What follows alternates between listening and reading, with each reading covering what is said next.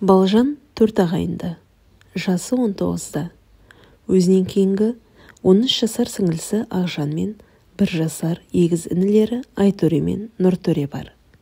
Бауырмал Балжан бәрін кішкентайынан өзі бағып, әке-шешесіне қолғанат болды.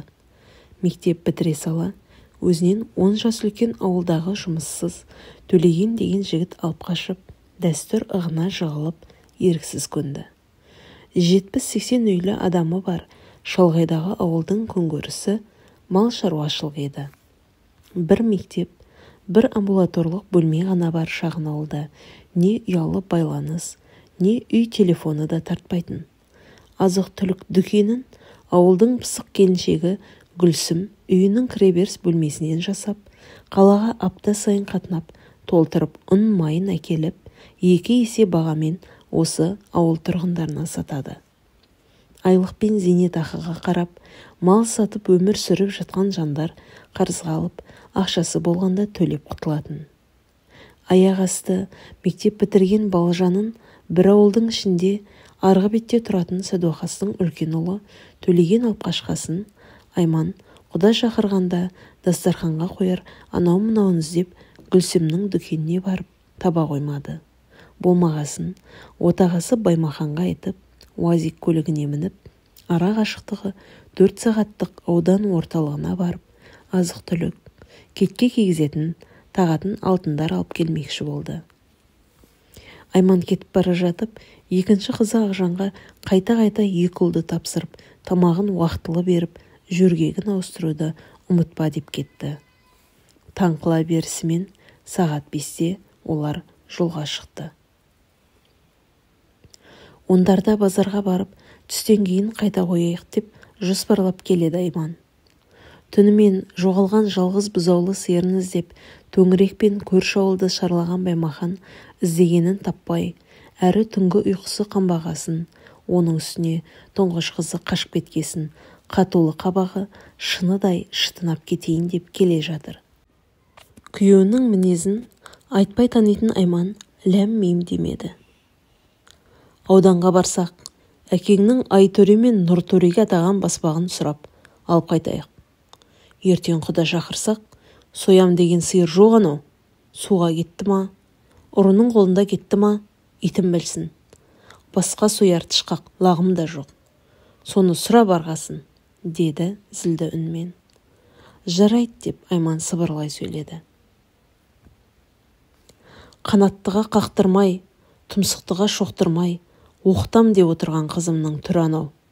Қала көрмей, ел көрмей, байға тиіп. Осы уақытқа дейін мен сендердің қамдарың үшін оқымағандығымнан әркімнің малын бағып күнелттім. Сен үйде отырып, қызыңның құлағына оқы деп құймай не айттың? Байға тей, менің күйімді кештедің ба?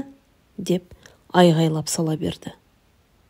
Отырсын енді, осы ауылдың адамын көбейтіп, деп басылды.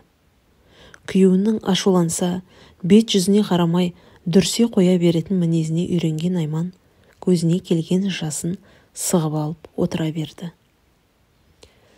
Енді үйленген жылында жазықсыз ұрыс естіп, өзін ақтаймын деп күйеуінен шапалақ жеген.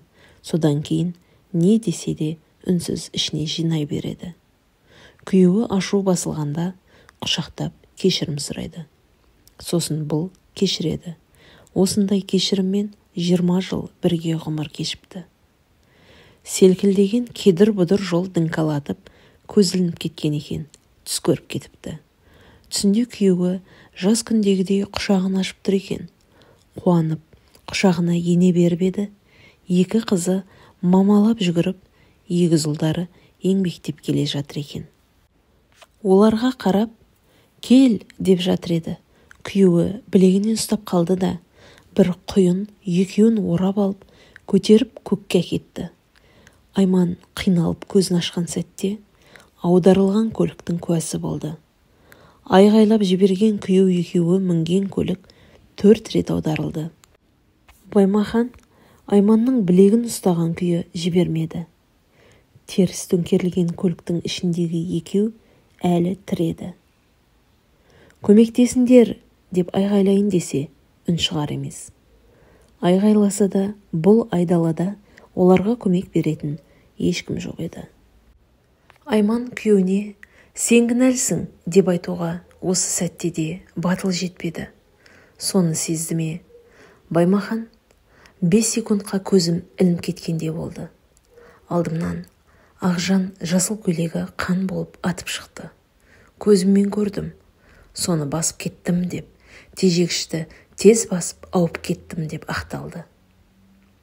Бізді қашан табар белгісіз. Бүгін ауылдан шығатын көлік жоқ. Ауылға қаладан келетін адамдар көріп қалмаса, ал егер ешкім келмесе, деп даусы дірілдей шықты. Мен сені мәңгі сүйемін. Қателігім, сені ренжіткен кезім болса кешір. Ана дүниеде де сенімен мәңгі бір болғым келеді деп кемсеңдеді.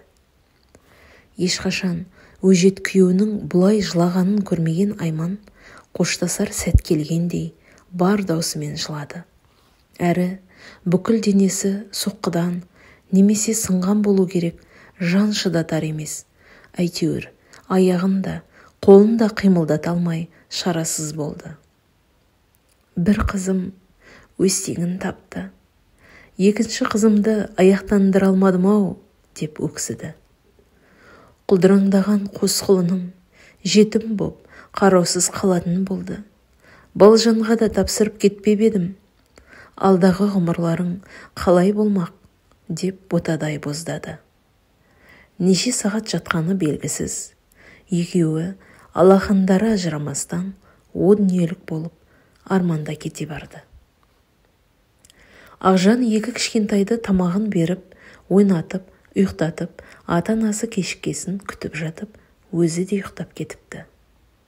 Түнімен екі бала анасының омырауын аңсады ма, ызыңдап жылап, Ақжан не істерін білмей қосыла жылап, таңды зорға атырды. Әке-шешесі әлі жоқ. Жылаған екі кішкентайды ертіп, әпкесі Балжанның үйіне барды.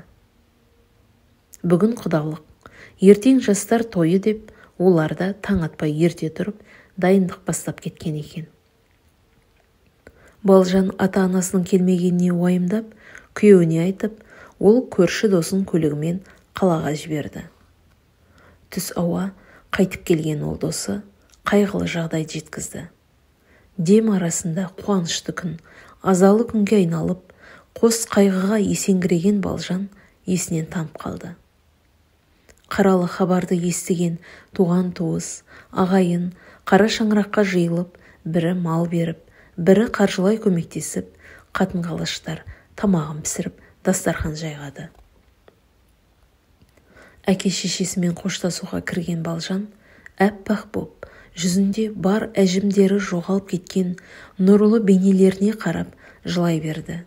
Үлкендер иығынан демеп, ұзақ тұрғызбай алып кетті. Ата-анасын жер қойнына тапсырғанына әлі сенбеген Балжан бауырларын ертіп, ауыл маңындағы зиратқа күнде барып тілдесетін болды. Үйінде ағылып жүрген жұрт аяғы саябырсығасын тіптен сағынышы үдеп, көз жасы құрғамайды. Екі кішкентайды бауырына басып, балапандарым деп еміренеді. Олар да анасының омырауын сағынып жүргесін Балжанның көкірегіне мұрнын тыға кетеді. 40 күндік асын да туыстар атқарып бергесін Балжанның күйеуі жүресің бе үйге деді. 40 күн бойы әке шаңырағында қалған Балжан ойланып тоқтаған шешімін айтты. Мен бұл үйден кетпеймін. 3 баланы тентіретіп, өзім бақытты бола алмаймын. Ендігіде бұлардың анасы менмін. Осы шаңырақтың түтінін өшірмеймін. Әйтпесе, ата-анам разы болмайды. Егер мені 3 баламен қабылдаймын десең, осы үйге келіп тұр. Ешқандай той жасаудың қажеті жоқ. Әке-шешемнің жылы өтпей, той жасап, өтірік көңілді болғым келмейді. Жоқ, қарсымын десең, қыстамаймын, деп Төлегенге соңғы сөзін айтты. Төлеген абдырап үйіне оралды. Күшік күйеу болмайым, деуші еді. Сөзінен аттап, 2 күннен соң бір сөмке киімін арқалап Балжанға келді. Содан бері олар жақсы, тату-тәтті өмір сүрді. Ана орнын басамын деп бар мейірін бауырларына төге білген Балжанды кейде күйеуі қызғанатын. Балжанның жүкті екенін естіп, есі шыға қуанды. Өз баласы болса, бауырларын ысырып тастар деген жымысқы ой еді оныкі. Бұдан бейхабар Балжан ай күні жеткен уақытта қалаға кететін көлікпен уақытынан бұрын жетіп алмақшы. Ауылға үй телефоны құрылған еді. Сонымен нағашыларына хабарласып, ерте барып толғақты сол үйде күтетінін айтты. Балаларды өзімен әкетпек еді. Ақжанның сабағы бар. Әрі күйеуі өзім бас-көз болам деп қалаға жіберді. Қалаға кеткесін 2 күннен соң толғаға келіп, таңғы 10-нан өте ұл туды деген хабар келді. Қуанған Төлеген қуанышты хабарды арақпен жуам деп шешті. Гүлсімнің дүкенінен барлық арақты қарызға алған ол бір бөтелкесін сол жерде Гүлсіммен тілек айтып сіміріп салды. Жолда кім көрінгенге ұлды болдым деп ішіп, үйге мас болып кірді. Томпылдап жүгіріп жүрген егіздерге, жетім бейшаралар, сендерді асырамау керек, жақсылық бермейсіңдер. Ертең ұлым өссе, екеуіңді көттеріңнен теуіп, үйден қуып шығады, деп ақырғасын. Ақжан шықты да, жезде, не айтып тұрсыз? Олар әлі бала емес пе? Деп еді. Балдыз, сені де 9 бітіргесін, жігітің болса айтсай, алып қашсын. Болмаса, өзім бай тауып берем. Сендей қызды армандап жүргендер көп қой, деп қарқылдап күлді. Ызаланған Ақжан, әпкем келсін, осының бәрін айтам, сосын сізді теуіп шығарады есіктен, деп екінісіне бара жатыр еді. Өй, жақсылық түсінбейтін бөлтіріктер, деп артына боғышпен қыстырып қойған шашына жабысып, күшпен тартып сүйреп, ойбайлап жылағанына қарамай, жатын бөлмеге сүйрей жөнелді.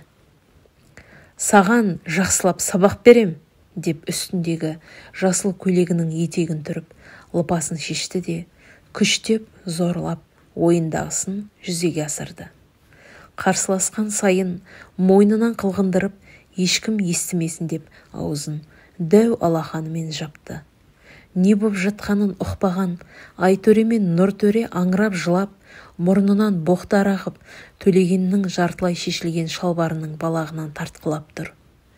Аяғымен Төлеген итеріп қалғанда, екеуі жерге домалап ұшып түсті. Жаны шығып кете жаздаған Ақжан әпке деп зарлады.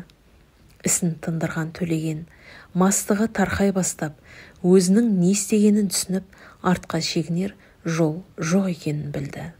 Соңына жеткізем деп, тағы қылқиып, бір бөтелкесін сіміріп алып, ас бөлмедегі суырмадан ет кесетін үлкен пышақты алып, дудыраған шашын жинамастан, ағытылған түймелерін ілместен екі бауырын құшақтап, сүйіп, жұбатып отырған Ақжанның арқа тұсынан салып кеп жіберді. Не болғанын ұқпаған Ақжан бар жанымен орнынан ұшып тұрғаны сол еді. Тағы да пышақтың ауыр соққысы тиді. Көз алдына көліктегі әке шешесі елестеген Ақжанның соңғы сөздері. Әке, ана болды. Өлгеніне көзін жеткізгісі келген, арақ ақылын алған Төлеген жердегі балдызына пышақты сілтей берді. Қан өзендей сарылдап ақты. Орнынан сүйретіліп тұрды да, пышақты енді өзінің жүрек тұсына салып, жерге ет бетінен құлады. Қос мәйіт. Иісі мүңкіген, қан ағып жатыр. Бәрінен сорақсы, осының бәріне куәгер болған егіздер еді. Жерде жатқан әпкесінің өлі денесін мамалап құшақтап, қозғап тұрғыза алмай еңіреді. Далаға дейін жетіп жатқан, шырқыраған бала даусын естіген көрші Сәлима әжей есікті ашып, көріністен талып қалды. Артынша барлық көрші, ауыл тегіс келіп, сұмдық қылмыстың куәсі болды. әке-шешесінің қазасын жеңілдеткен қуаныш болды деп, ұлды болғанына шүкір еткен Балжан бұл жағдайдан соң есінен адаса жаздады. Не жазып қойдым деп Тәңірге жылап, бұл қайғыға да бірақ сынбай көтере білді. Сіңілсін әке-шешесінің жанына жерлегесін 3 ұлын алып бұл ауылдан көшіп кетті. Бәлкім, өткенді ұмытқысы келген болар. Балалардың тамағы, киімін табу оңай емес. Тәулігіне 20 сағат жұмыс істеп, 4 сағат ұйықтаған Ақжан анау-мынау пісіріп, вокзалда оларды сатып күн көрді. 3 баланы аяқтанып кеткеніңше қараймыз деп нағашылары өздері қарады. Базардан орын алып, көкөністер сатты. Сосын киім-кешек сатуға ауысты. Ақша жинап, дүкенді жалға алып, өзі айналдырды. Нағыз керекті заттарға толтырып, ақшаны молынан тауып, дүкенді егесінен сатып алды. Артынша Балжан үкіметтен берілген тегін жерді алып, 3 жыл дегенде үйін салып кіріп алды. Балалары да өсіп ер жетті. Егіздерінің бірі Айтөренің арасында қояншық ұстап қалады. Нұртөре кекештеніп сөйлейді. Екеуін де емдетіп еді, нәтиже аз болды. Кенже ұлы Дастан әкесінен айнымай қалған. Түрін көрген сайын сол бір азапты оқиға Балжанның ойына орала береді. Баланың жазығы не деп өзіне кейіп, қазір жалғыз басты ана болып, 3 ұлымен бірге күн кешіп жатқан жайы бар.